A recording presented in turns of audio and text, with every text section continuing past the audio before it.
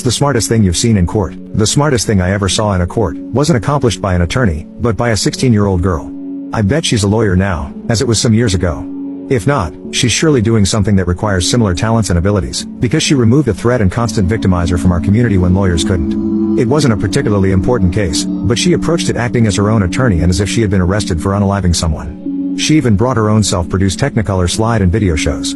She had been pulled for speeding and running a stop sign by a county deputy who was the brain of our resort community, from which the only way into the city where many of us worked or had other homes was by passing through a small town. Deputy Thug, as we called him, often lay in wait behind huge trees in the darkness, not just for lawbreakers but for people to harass at night when observers were not about. His favorite victims were minorities and teenagers and younger women of any race.